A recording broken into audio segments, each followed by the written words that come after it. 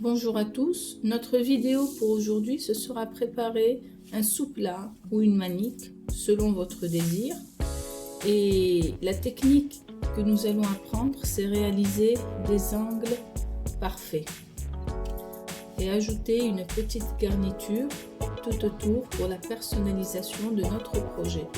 Donc allons-y, commençons tout de suite. Pour commencer notre projet, j'ai eu besoin d'un tissu de 24 cm par 24 cm. Et le carré parfait, parce que c'est ça qui va garantir la réussite des angles. Au niveau des angles, je vous explique ce que j'ai fait. J'ai calculé 5 cm de chaque côté de mon angle et puis j'ai coupé. J'ai préparé des biais que je vais assembler à chaque bord qui est long, de cette manière. Donc je vais en avoir 4. Donc ça c'est mon premier bord.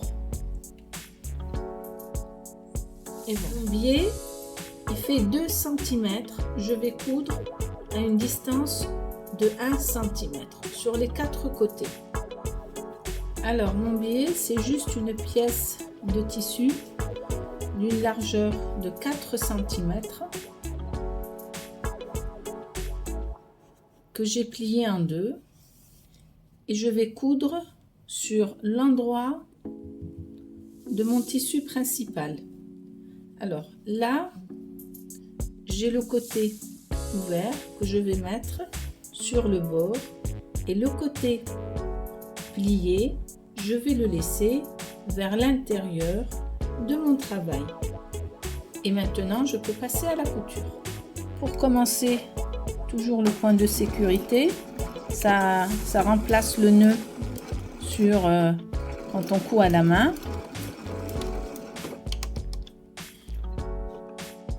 Je suis arrivée à la fin de ma couture, donc finalement en fait j'ai cousu à 7 mm, et ma machine ici là elle me donne la mesure de 7 mm, donc j'ai mon repère, et voilà. Et après je vais vous montrer à la fin que 1 mm ou 7 mm ou 1 cm, en fait après c'est à vous de voir. Vous avez cette option de choisir. Donc voilà le résultat. Je vais repasser. Alors comme je vous ai montré tout à l'heure, j'ai fait les 4 coutures, puis j'ai retourné, c'était comme ça, j'ai retourné vers l'intérieur, j'ai repassé, et voilà ce que j'obtiens. Donc l'excès de biais, je dois l'enlever. Il y a 2 façons pour le faire. Méthode numéro 1, c'est d'utiliser une règle bien droit avec l'angle, de marquer délicatement. Il ne faut pas que le tissu bouge trop pour bien tomber sur l'angle, et couper avec des ciseaux pour être le plus précis possible, comme ça. Une autre méthode, si vous avez le cutter, donc vous coupez avec le.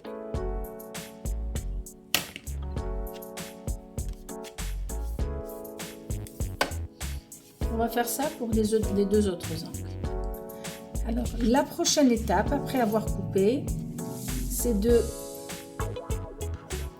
plier les angles l'un sur l'autre en faisant bien attention à ce que tout coïncide. Ça veut dire que là où se termine votre tissu principal et là où commence votre biais, ça doit bien tomber ensemble. Ça doit bien tomber ensemble, et faire une couture à 1 cm. Et faire la même chose pour les 4 angles. Donc, moi, je vais maintenir avec une épingle pour être sûr que pendant que je fais mon travail, ça ne va pas aller à droite à gauche. Je vais pas, en fait, et ça sera donc là, je je trouve qu'il y a encore un tout petit écart, donc je vais essayer d'ajuster un petit peu encore de cette manière. Tout est bien aligné et donc je peux faire ma couture. Donc je vous montre une fois encore une fois comment je vais faire. Je vais bien assembler, je vais bien ajuster, être sûr que tout est bien aligné de cette manière. Je vérifie, c'est aligné.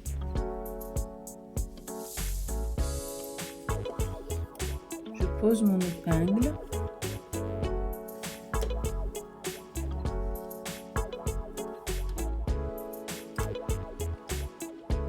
Je démarre avec mon point de sécurité.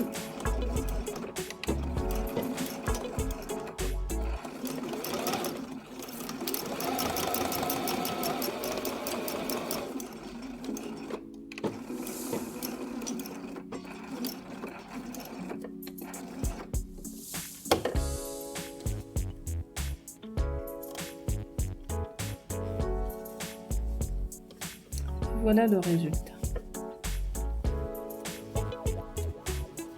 Nous allons nous occuper de la propreté dans un petit moment.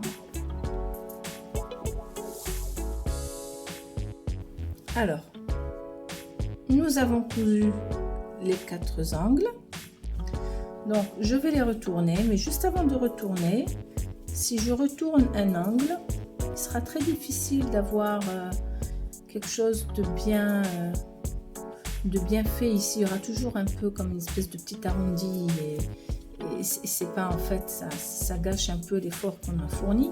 Donc ce qu'on va faire, on va réduire l'épaisseur qu'il y a là et ça va nous permettre d'aplatir les 2 épaisseurs qu'il y a là et de retourner le travail. Bien sûr, regardez la différence, elle est immédiate. Donc regardez, je vais vous montrer là, comme mon angle n'est pas bien net, et combien l'angle là est beaucoup plus net. Donc je vais faire ça pour les 4 angles, puis je vais repasser. Donc j'ai fait sortir tous mes angles, c'est bon. J'ai repassé, voilà le résultat. Je me retrouve avec un carré de 17 par 17 cm. Alors la prochaine étape, j'avais préparé, en fait, comme c'est un sous-plat, donc j'ai trouvé cette matière dans le marché, je ne sais pas trop comment ça s'appelle, mais en fait c'est une espèce de mousse avec une espèce de protection des 2 côtés pour protéger de la chaleur. Mais après, si vous n'en avez pas, c'est vraiment pas grave, vous pouvez utiliser n'importe quelle autre mousse. Ou bien même des serviettes, des tissus de serviettes de bain que vous voulez recycler, que vous ne voulez pas jeter. Donc vous pouvez les mettre à l'intérieur. Donc ce que je vais faire, donc j'ai coupé ça en 17 par 17 cm. J'ai aussi une autre pièce qui sera visible sur l'extérieur, exactement de la même taille. Donc je vais les mettre toutes les 2 à l'intérieur avant de procéder à la dernière couture.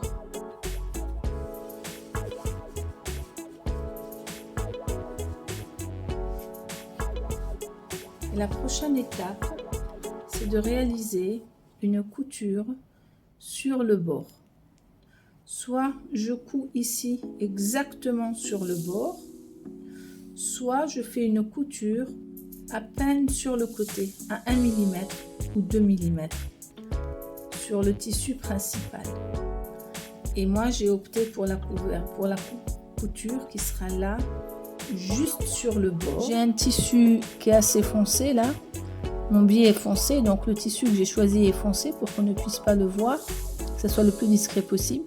Le fil de ma canette il est beige, puisque ici j'ai du tissu qui est beige, et j'ai allongé mon point à 3,5 mm.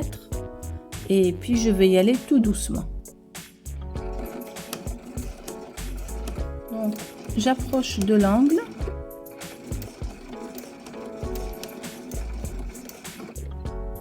Donc là, pour être sûr que je ne vais pas dépasser, je vais faire avancer mon aiguille avec la main. Je vais faire à partir de la manette, l'aiguille à l'intérieur, je fais mon angle. Là, on ne voit absolument rien du tout. Tout est net. Envoyer le fil vers l'arrière. Et là, je peux continuer ma couture. Alors en fait, ce que je voulais vous montrer ici, c'est qu'à un moment donné, quand je suis arrivée à l'angle où je dois tourner, eh ben, je sais que en avançant mon aiguille, je vais me retrouver sur le tissu blanc, chose que je ne veux pas. Donc comment ajuster ça manuellement? C'est très simple. Ce que je dois faire, c'est que je vois à peu près où l'aiguille va tomber. Je ne la fais pas piquer dans le tissu.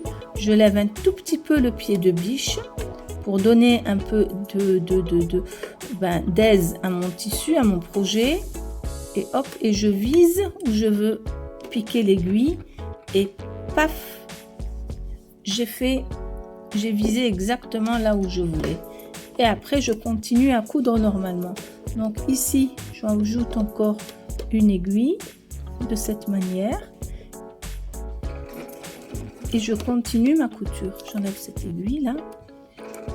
Et là, je vais faire en sorte que mes deux coutures, là où j'ai commencé et là où je termine, eh ben, il faut que ça se rejoigne maintenant. Et là, je vais vous montrer le résultat que nous obtenons. C'est un projet qui est très facile à réaliser, très agréable, rapide à faire et puis après, dès qu'on a des chutes de tissu, ben, ça nous donne quelque chose d'assez agréable en fait, parce qu'en fait, on est content de ne pas avoir jeté. Donc voilà le côté, l'arrière de mon projet. Attendez, je vais arranger la caméra. Voilà, donc ça, c'est l'arrière. C'est bien net. On enlève les excès là. Et puis sur l'endroit, voilà ce que ça donne. Un joli petit sous-plat.